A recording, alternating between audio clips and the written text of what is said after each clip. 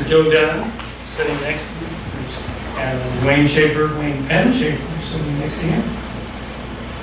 Many of you have experienced these two gentlemen before. They were here in this very spot in February of 2014, speaking about this book, which Joe Dunn wrote, Pocket of Paradise, History of Beach Road.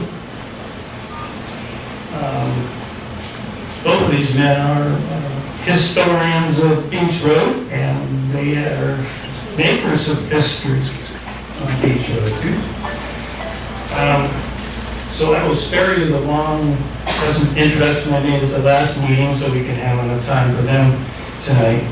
Tonight we're going to talk about Joe's new book.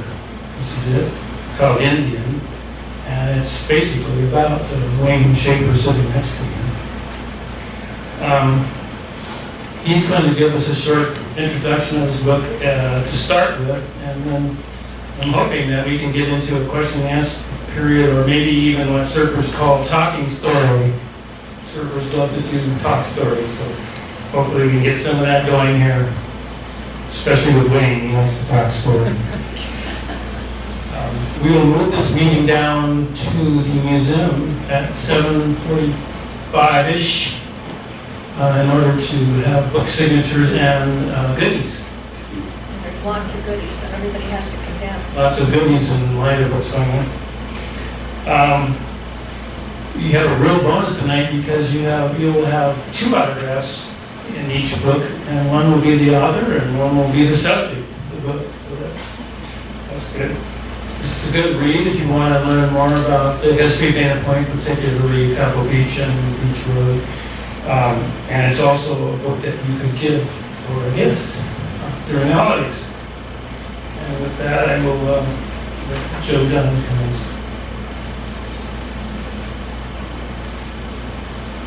This is on, I think. Can you hear me? Yes. Thank you, Bruce. We met Bruce and Bob Minty and kind of went over the program and what to say and what to do. And thought that first I would try and comment on how I came to be a writer when I'm really a real estate broker for 45 years, running a fairly good-sized regional company with my brother. It has nothing to do with writing. Excuse me. So, more into it. close as possible. So in '95, we sold the interest in the business and semi-retired, and it happened that my oldest daughter is in the publishing business. She was a writer at that point, but 10 years ago she converted to be a publisher. By the way, I'd like to introduce some of my family that's here. My daughter Cammie, raise your hand, Cammie. Hello. And my daughter Carolyn Bucky and her husband Jay. Carolyn's going to help with the logistics of selling and signing and making change and all that kind of stuff. And since I'm so deaf, I can't hear, and she's also my interpreter. So Colleen got me interested in writing. Her older sister, Miss Bossy. And while I'm on the subject of Colleen, the reason this book is here, it's currently one of her good sellers, and it's a bit of a history about Huell Hauser, and you all know who Huell Hauser is. This is written by his cameraman, and the title is, Louis, take a look at this. You know, Huell. In fact, he'd say, Louis, take a look at this. Colleen is doing business as Prospect Park Publishing, and I'll have these downstairs. You can look at them. She does corporate books, what I would call this, or ego books, or I call my books, or serious writers' books. Anyway, that's my introduction to the publishing business. Along about that time, Wayne said, you know, before we expire, somebody ought to write about Beach Road. years ago. And I said, well, I'll do that. I've got a helper who can help me put it together, and consequently, Pocket of Paradise came out. The title, Pocket, comes from the French word pocher, or as we call it, poaching. Poaching is the acquired name for the surf beach that comes from a sign on the railroad tracks. And if you buy Wayne's book, you'll find out all about that.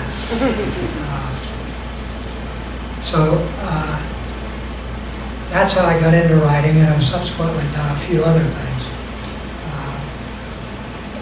The next question is, why write about Wayne Schafer? I, Wayne, and his home, and some of his neighbors and other old geezers that are used to surf a lot, hang out every weekend in his palapa in his yard next door, his home, which is the world headquarters of Poaching Beach. Wayne said, somebody will write this down. So I did. Colleen helped me put it together, and consequently we have that book. But why write about Wayne? Just exactly a year ago, October this month, Walter Hoffman and I were hanging around the beach at Wayne's palapa. Where's Wayne? He's gone. Where'd he go, Walter? He went to Baja, to his house. Oh, really? Did he fly down? No, he drove. He drove with Lana. That's girlfriend number 2, or 1. Depends. Just depends. No, he went by himself. Wait a minute. He went on a 2,200-mile round trip in a 10-year-old van through Mexico, Donald Trump's Mexico, to Baja and back. And I said, we better write about, forget Beach Road, we better write about Wayne. I knew a little bit about Wayne's life, I was introduced to him through a mutual friend who went to USC with Wayne, a couple of years younger as I am than Wayne. And this friend of mine was into the same fraternity, and Wayne at the time was the president of the fraternity, so everybody got to know Wayne. And my friend introduced me to Wayne. He also introduced me to my wife, who's not able to make it tonight, of 60 years, and that's 63 or 4 years ago. So we go back a long ways. As a result of that introduction and marriage, we ended up renting a house on Beach Road through Wayne in, Colleen was born in 58, so we rented in 59 when she was a year old, and Carolyn was, not giving your age away, Carolyn. Give it away. Carolyn stayed with Grandma in L.A. We did that for 2 years, and I went gaga over Beach Road. My directive in life was find a beach with warm water, with a surf break and good diving, that hopefully is private, and you can go out your front door and do all those things. Voila! Beach Road was it. So we bought a lot, built a house, ended up building 4 houses over 50 years. In the process, I got to know Wayne pretty well. So that's the genesis of why the book was written.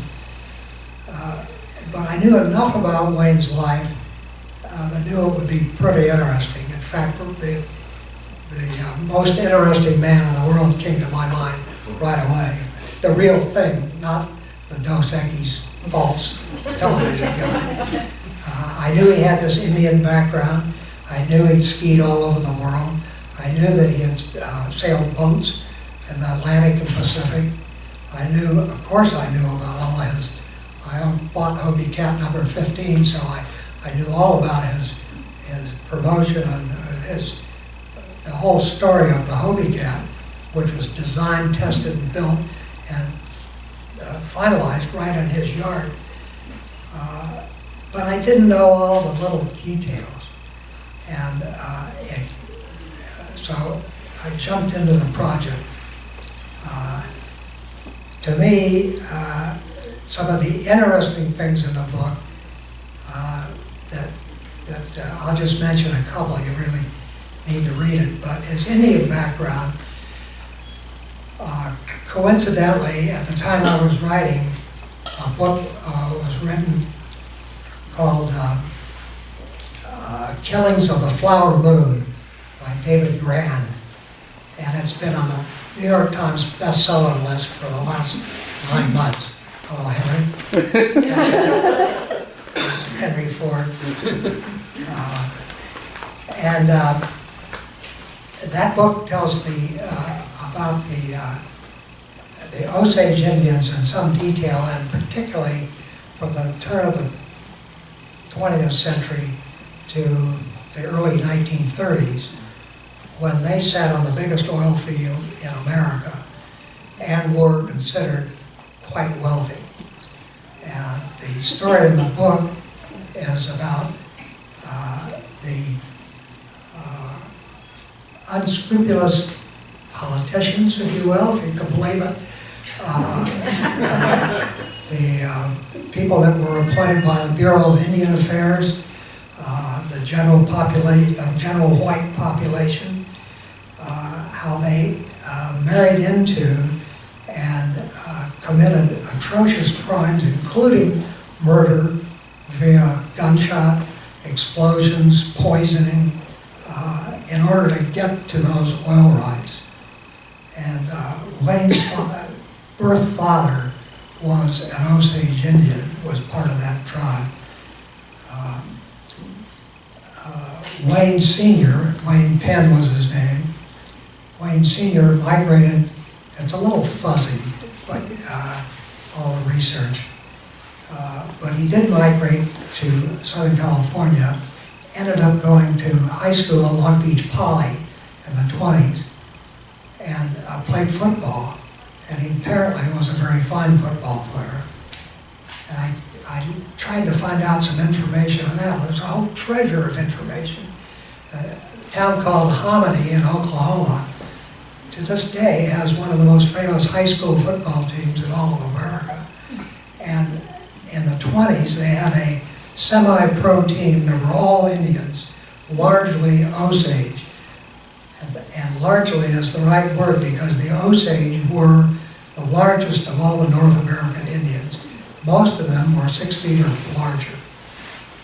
Wayne's mother was a little shrimp, peewee Irish woman, so he took his size from his mother, but he took his athletic ability from his father. That's my feeling. I say in the book that he was offered a scholarship to USC, but he was apparently not a student, and today college students are whining because they're not being paid. Well, I think Mr. Penn was already paid for his oil rights, so he apparently didn't take school to that serious. You'll read the book and you'll find out more about it. But this Osage amateur Indian football team was so good, they were undefeated for several years, and there was a promotion in 1927 to play the New York Giants, who had won the National Football League championship that year. The Osage Indians won 13-6, and there's been a movie made about it back in the 30 or 40 years ago. So that's one of the interesting features of the book, that you can dig and find out all you want to about the Osage tribe. For the ending of the book, I had some concerns about how to end it. My subject is alive and well and healthy, and driving to Mexico and back and going out on a stand-up surfboard. So 2 things happened. In the book, you'll read about his best friend, Peter Daly, who himself has quite a history as an ambassador to Ireland and a famous college football player and this and that. Well, his son, I tried to get the Daly kids to give me quotes, and the best I could do is get his son to say, I have a friend that is going to send you a little piece he wrote about meeting Wayne. Well, the friend is a man named John Sargent, and John Sargent happens to be the CEO of Macmillan Publishing in New York City. And he's the grandson of the founder of Doubleday Publishing. So the guy's got some genes on writing. And he wrote this wonderful essay on meeting Wayne Schafer in his house in Mexico last October, asking the same questions I did. You drove? No. By yourself? No.